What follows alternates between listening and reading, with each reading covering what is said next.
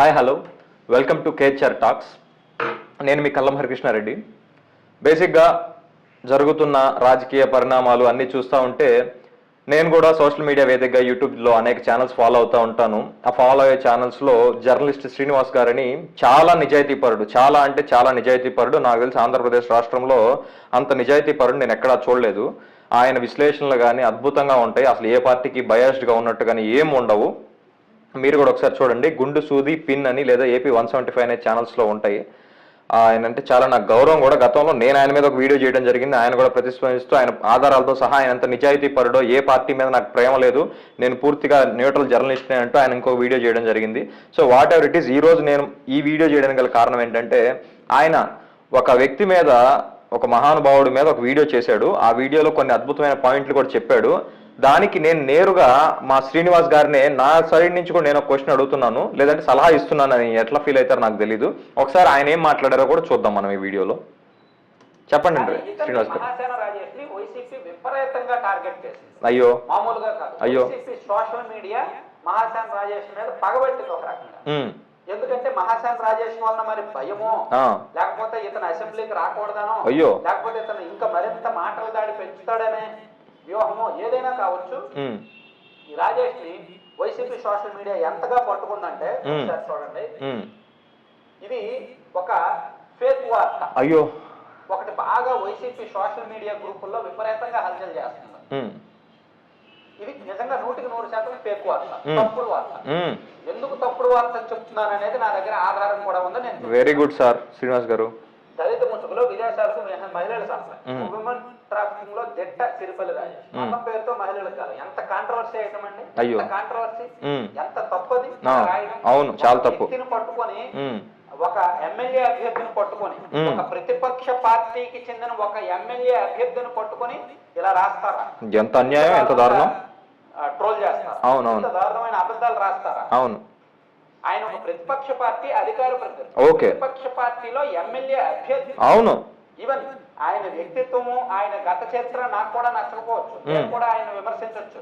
కానీ ఒక స్థాయికి వచ్చిన తర్వాత అతనికి ఒక పార్టీ గుర్తింపునిచ్చిన తర్వాత, అతను ఒక పార్టీ తరఫున పోటీకి దిగిన తర్వాత, అతను పబ్లిక్ తో ఏ విధంగా ఉన్నాడు, ప్రజా జీవితంలో ఏ విధంగా ఉన్నాడు అనేది చూడాలి. సో ఇటువంటి ఫేక్ వార్తలు ఎందుకు క్రియేట్ చేయడం? మీకు డౌట్ రావచ్చు, ఇక్కడ కింద వైఎస్ఆర్ కాంగ్రెస్ పార్టీ వాళ్ళకే డౌట్ రావచ్చు, అరే బాబు నువ్వెలా ఫేక్ వార్త అని చెప్తావురా అని. నేను చెప్తా. సరే, ఇదిగో సరే సార్, అది ఫేకో ఒరిజినల్లో జనానికి తెలుసు, మీకు తెలుసు, అందరికీ తెలుసు. మీరు ఎవరైతే ఇప్పుడు ఒక పార్టీ గుర్తింపు ఇచ్చిన వ్యక్తి, ఒక పార్టీలో ఉన్న వ్యక్తి గురించి అట్లాంటి ప్రచారాలు ఎలా చేస్తారని క్వశ్చన్ చేశారు కదా సార్. ఈ మహానుభావుడైన ఈ రాజేష్ తెలుగుదేశం పార్టీలో ఉండి ఏం మాట్లాడాడో, ఏం చేశాడో ఒకసారి అది కూడా మీరు నా కోసం చూడండి సార్. శ్రీనివాస్ గారు, మీరు నా కోసం చూడండి సార్. పెడుతున్నాను చూడండి సార్. రా బాబు రాజేష్, రా చెప్పమ్మా. ఓకే, నువ్వు ఎవరికైనా అటాక్ పంపించినప్పుడు కొంచెం చూడడానికి కొంచెం గంభీరంగా ఉండే వ్యక్తులు పంపించు. ఆ బోరుగంట బర్నింగ్ స్టార్ గారు కొంచెం మ్యాచ్ అవుతాడు, అడిగి ఎంత భయమైనా కూడా. నిన్న నువ్వు ఏకంగా పరిటాల రవీంద్ర మీద పంపించేటప్పుడు పోలీసుల్లో పంపించావు అటాక్ అయితేనే, కానీ వాళ్ళ ముందు ఒక పెయిడ్ ఆర్టిస్ట్ పెట్టావు కదా, ఒక కుర్రోండి పాపం, ఆ గంజాయికో దానికో దీనికి అలవాటు పడిన కుర్రోండి పెట్టి పరుది హత్తున్నావు బ్రో. జనాలు అందరికీ అర్థమైపోతుంది. అయితే ఆడంటాడు ఆ కుర్రోడు పాపం. నేను అన్నాను, ఇదే పాపం గంజాయి దానికి వస్తాడు ఇలాంటి పిల్లలు, ఇలాంటి వాళ్ళ ఆ బలహీనతను ఉపయోగించుకుని ప్రభుత్వం ఎలా చేస్తుంది అని చెప్పి నేనంటే, ఆ కుర్రోడు ఒక సవాల్ ఇచ్చినాడు, ఎక్కడన్నా సరే టెస్ట్ చేయించుకో, ఏదైనా టెస్ట్ చేయించుకోని. టెస్ట్ ఎందుకు, మా బ్రో యొక్క నిజస్వరూపం ఏంటో జస్ట్ 10 నిమిషాల్లో చూపించేద్దాం రండి.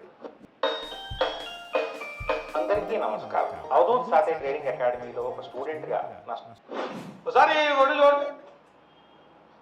ఇవాళ అంటే అన్నామంటారు జగన్ బ్రో, పరిటాల రవీంద్ర గారి మీద పంపించడానికి, పరిటాల శ్రీరామ్ గారి మీదకి, అది అనంతపురం రాప్తాడు పంపించడానికి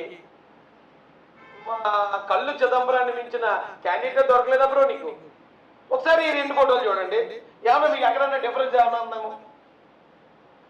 ఈ కుర్రోడ్ని మనం రాజమండ్రిలో కనుక నిలబెడితే ఒక కన్ను వైజాగ్ చూస్తుంది, ఇంకొక కన్ను విజయవాడ చూస్తుంది. సో శ్రీనివాస్ గారు ఇంతవరకు చూశారు కదా. అంటే నా డౌట్ ఏంటంటే, నేను నమ్మేది కూడా కర్మ సిద్ధాంతాన్ని నమ్ముతాను. మనం ఏదిస్తే తిరిగి మళ్ళీ అదే వస్తుంది. ఇప్పుడు మీరు చూపించిన ఆ దళిత ముసుగులో ఆ సప్లై ఇదంతా నాకైతే తెలియదు, నేను చూడలేదు, నేను ఎప్పుడు సర్క్యులేట్ చేయలేదు, నేను విన్నే, నాకు తెలియని వాటి గురించి. కానీ మీరు ఎవరైతే ఒక పార్టీ గుర్తించిందో, ఒక పార్టీ అసెంబ్లీ సీట్ ఇచ్చిందో, ఒక పార్టీని చూసి, ఒక వ్యక్తిని చూసి భయపడుతున్నారని నొక్కి ఒక్కానిస్తున్నారు కదా, మరి ఆ వ్యక్తి కూడా ఇతరులు, అంటే నేను కూడా అధికార పార్టీ వైఎస్ఆర్ కాంగ్రెస్ పార్టీకి సంబంధించిన ఒక జిల్లా అధ్యక్షుడిగా ఉన్నాను, ఆ రాష్ట్ర యువజన విభాగం అధికార ప్రతినిధిగా ఉన్నాను.